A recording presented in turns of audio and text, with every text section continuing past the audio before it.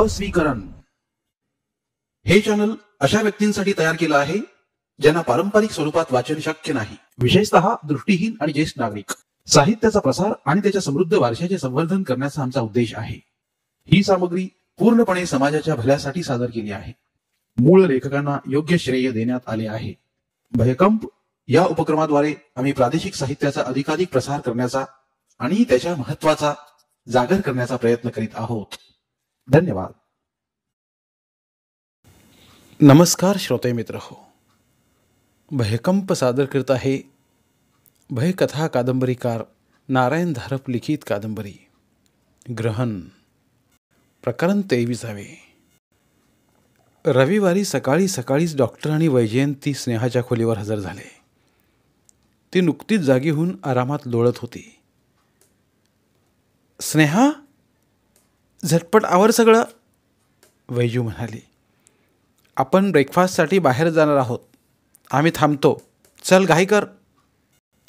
त्या दोघांनी तिला काही बोलायची संधीच दिली नाही. एका गार्डन रेस्टॉरंटमध्ये टेबलापाशी बसून ऑर्डर दिल्यानंतर मग स्नेहा शेखरकडे वळली. आता सांगाल का डॉक्टर, हे काय आहे? शेखरने वैजयंतीकडे बोट केलं.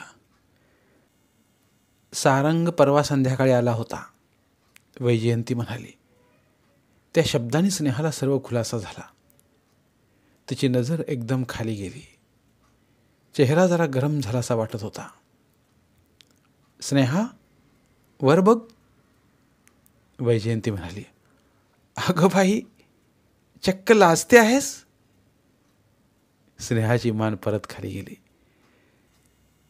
तुझा होकार आहे ना, याची खात्री करून घ्यायला आम्ही आलो आहोत, शेखर म्हणाला. मग मावशीची भेट घेता येईल. मग काय? स्नेहा काय बोलणार. तिने मानेनेच होची खून केली. छान, शेखर म्हणाला. हे एकदा क्लिअर झालं. डॉक्टर, स्नेहा म्हणाली. सारंगच्या आईचा? तिला गप्प करीत शेखर म्हणाला. आता पुढचं सगळं काही माझ्यावर सोपव.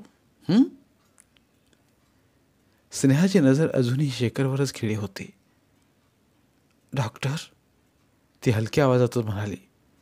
पण पण पण काय? पण पण मी तर अशी एकटीच्या एकटी. मग पुढे काय? काही न बोलता स्नेहाने मान खाली घातली. तुझ्याकडे कुणी नाही म्हणून विचारतेस? वैजयंती म्हणाली. अगं वेडे, आम्ही सगळी तुझीच माणसं नाही का? स्नेहाला काही बोलणं अशक्य झालं. नाश्ता झाल्यावर तिला बंगल्याच्या दाराशी सोडून शेखर आणि वैजयंती निघून गेले. मघाशी ती वैजयंतीला म्हणाली होती खरी की मी अगदी एकटी आहे, पण ते खरं नव्हतं. नाती केवळ रक्ताचीच नसतात, मानण्यावरही असतात. बाबांनी सदाला घरी आणला नव्हता का? तो कुणाचा कोण, पण तो बाबा आणि आई दोघांवर सख्ख्या मुलासारखंच प्रेम करत नव्हता का?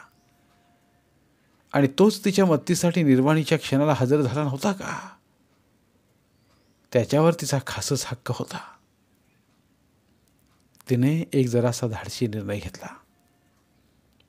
सुरेखा घरीच होती. सुरेखा, स्नेहा म्हणाली.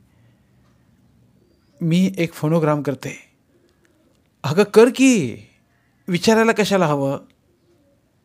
स्नेहानं सदाशिव शारंगपाणी बंगला, नवी कॉलनी, तळेगाव या पत्त्यावर तार केली.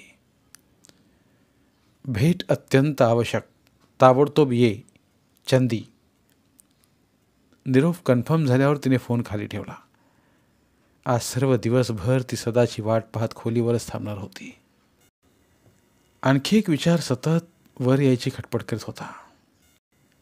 संबंध तिच्या अपवादात्मक परिस्थितीशी होता. संबंध तिच्या लवकरच होऊ घातलेल्या विवाहाशी होता. संबंध डॉक्टरांनी सांगितलेल्या काही गोष्टींशी होता.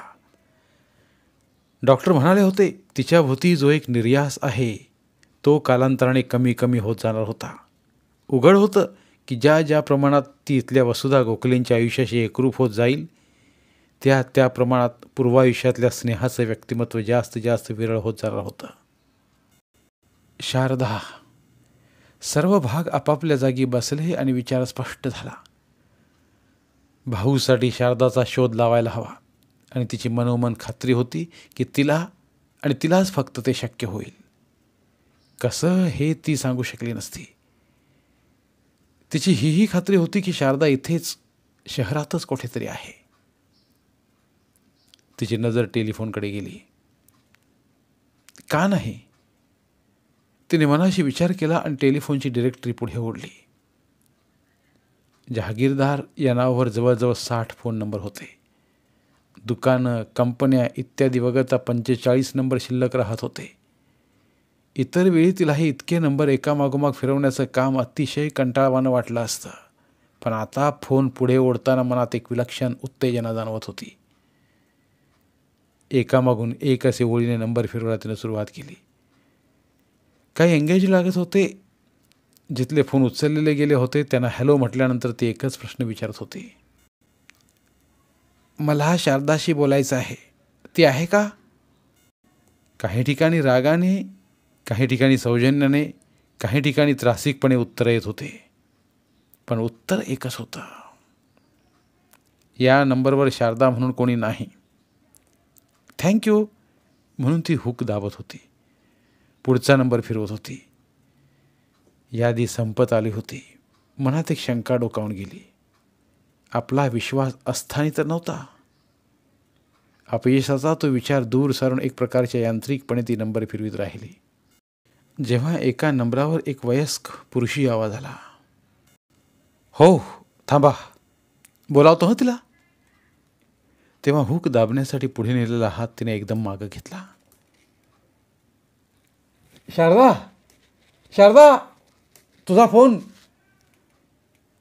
रिसिव्हरमध्ये आवाज येत होता. स्नेहाला एकाएकी जाणवलं आपला हात कापायला लागला आहे.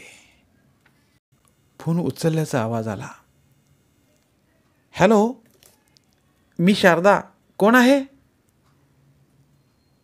आवाज ओळखीचा वाटत होता का आपला मनाचाच भास होता? पण तिने मनाशी ठरवलं आता माघार घ्यायची नाही. म्हणी अनेक होत्या. वाघ म्हटलं तरी खाणार, वाघोबा म्हटलं तरी खाणार, नाहीतर शेंडी तुटो वा पारंबी तुटो, आणखी काहीतरी कितीतरी. मनाचा हिया करून ती म्हणाली, शारदा वहिनी, मी चंदी. चंदी. आधी पलीकडची व्यक्ती काहीच बोलली नाही आणि मग एकदम श्वास आत घेतल्याचा आवाज आला. कोण? कोण? आवाजात जरासा कंप होता. चंदी म्हणजे स्नेहा तळेगावची. नाही नाही. तो आवाज पुटपुटत होता आणि मग एकाएकी फोन जोरात हुकवर आपटल्याचा आवाज आला. स्वतःशीच हसत स्नेहाने फोन सावकाश जागेवर ठेवला. तो नंबर आणि पत्ता यांच्या खाली पेनने एक रेघ ओढून ठेवली. फोनवर आलेल्या शारदाची प्रतिक्रिया एका अर्थी अपेक्षित आणि एका अर्थी अनपेक्षित होती. अशा अर्थी की काहीतरी ओळख पटेल असं वाटलं होतं, पण प्रतिक्रिया इतकी तीव्र होईल अशी अपेक्षा नव्हती. दुपारी 1:30 वाजता सदाशिवची जीप बंगल्याच्या फाटकासमोर थांबली.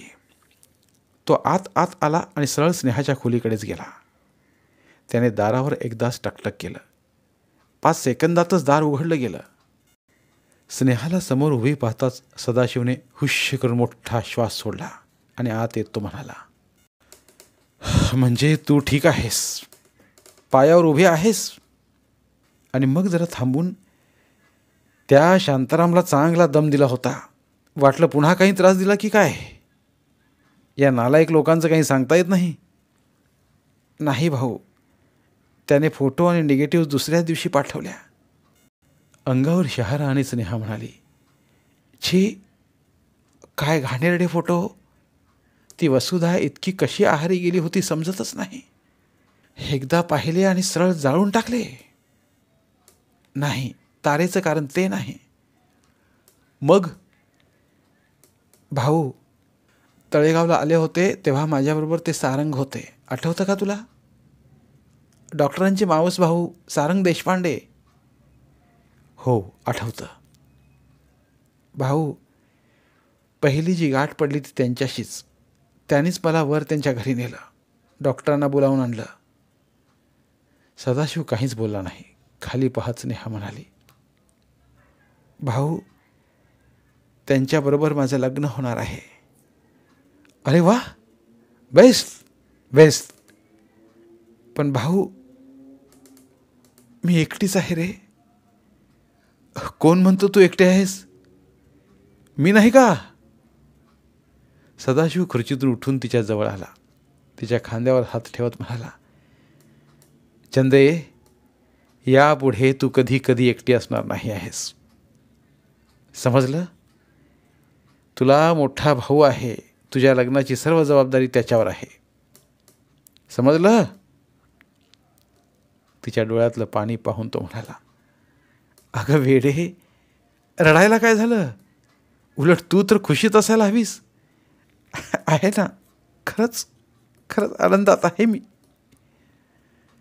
स्नेहाच्यानं नीट बोलवतही नव्हतं. तार करताना वाटलं होतं एवढ्या तेवढ्यासाठी असं बोलावणं चांगलं का?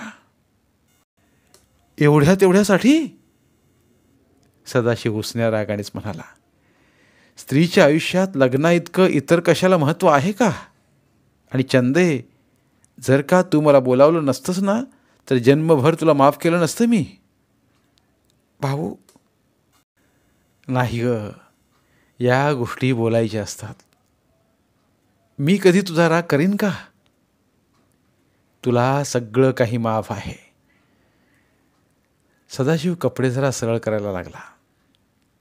भाऊ, निघालास? त्या डॉक्टरांकडे जातो, त्यांना घेऊन त्यांच्या त्या मावशीकडे जातो. आता आलोच आहे तर सर्व ठरवूनच जातो.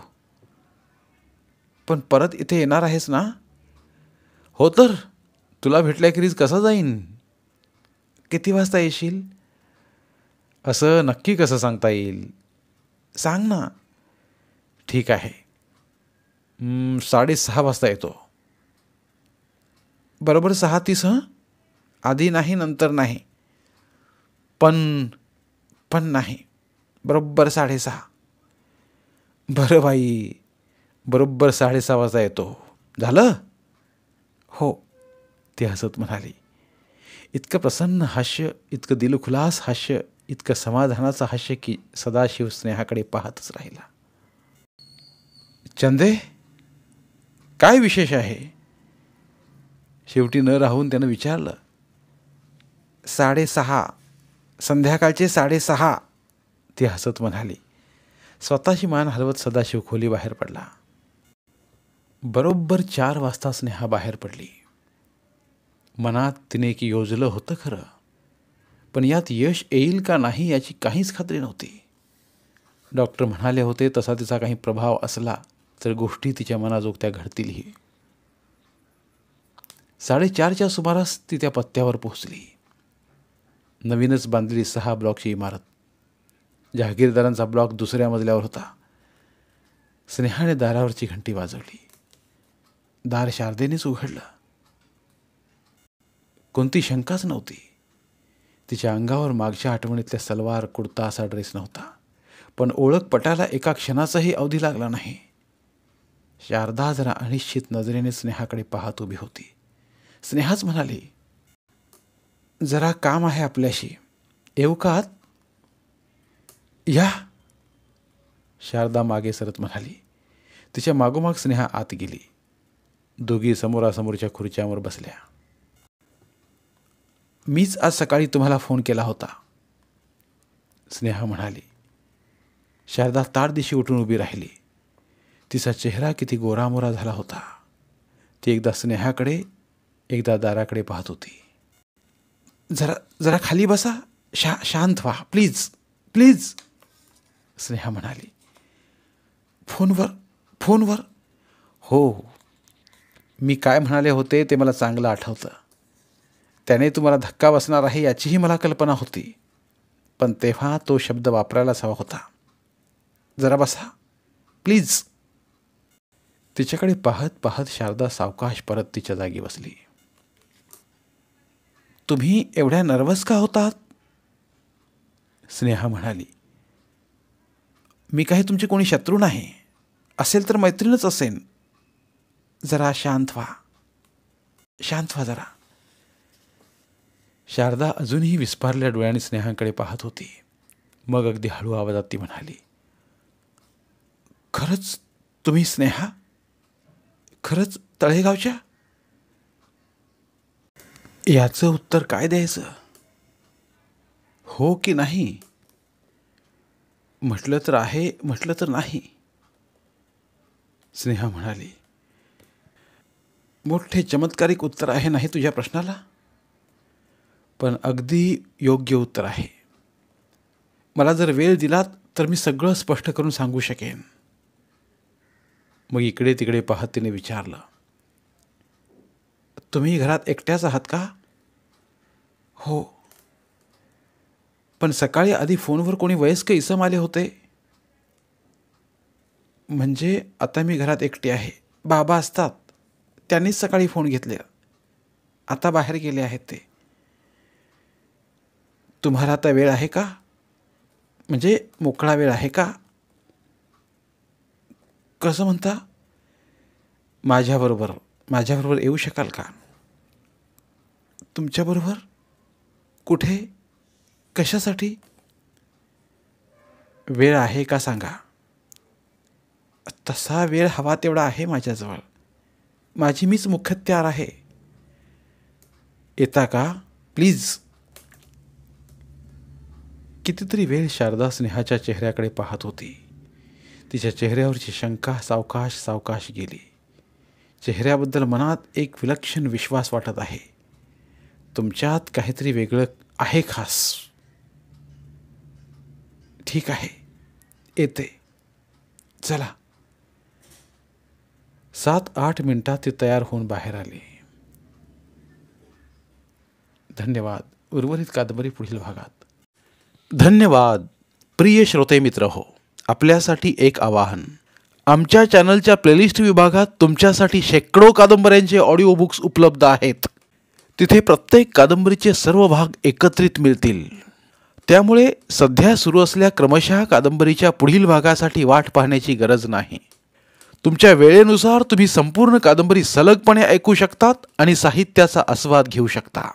कृपया आमच्या चॅनलच्या होमपेजवर जाऊन प्लेलिस्ट चेक करा आणि तुमची आवडती कादंबरी निवडा. धन्यवाद.